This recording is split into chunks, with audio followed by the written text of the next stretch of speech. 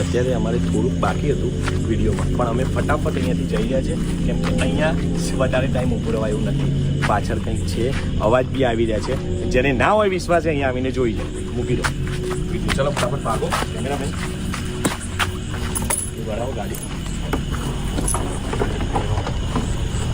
અમે અહીંયાથી જઈ રહ્યા છે. કદાચ તમને લોકોને કંઈ દેખાય હોય પાછળ વળીને નહીં જોયું હોય તો અમે અહીંયાથી જઈ રહ્યા છે.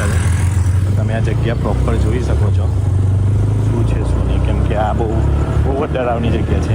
ઉભું એવું છે નહીં. શું કહેવું દેવું? તો પોલીસની ગાડી અત્યારે જ ગઈ છે અહીંયાથી, કેમ કે અહીંયા શું છે થોડુંક ભૂતિયા જ છે અહીંયા, એટલા માટે. ચાલો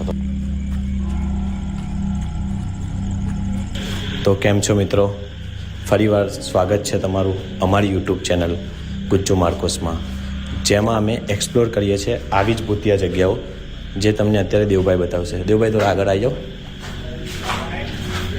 પછી હું તમને અહીંયાની એક ખોફનાક અને ભૂતિયા કહાની કહીશ. અહીંયા બતાવો. તો આપણે થોડાક બહાર જતા રહીએ.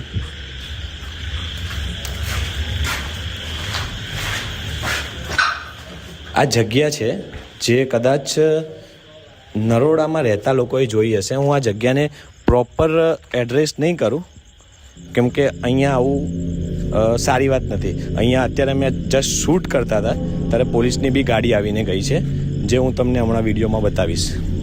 તો આ વાત આજથી લગભગ 2 કે 3 મહિના પહેલાંની છે, બરાબર? જ્યારે એક કપલ અહીંયા પોલીસની ગાડી નીકળી PCR, ત્યારે અચાનક ડરીને આ સુમસાન હવેલીમાં ઘૂસી ગયું હતું. તો એ કપલ જ્યારે અંદર ગયું ત્યારે એમને જરા પણ ખ્યાલ નહોતો કે અંદર શું હશે અને શું થશે.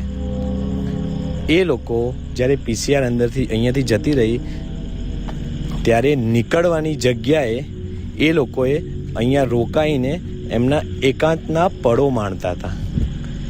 એ ટાઈમે લગભગ 5 કે 10 મિનિટ થઈ હશે અને અચાનક અમનભાઈ, જે મેં અત્યારે નામ ચેન્જ કરેલું છે, કેમ કે અહીંયા એ નામ નહીં કહેવાય, તો એને ગોપનીય રાખવા માટે આ નામને હું ચેન્જ કરું છું.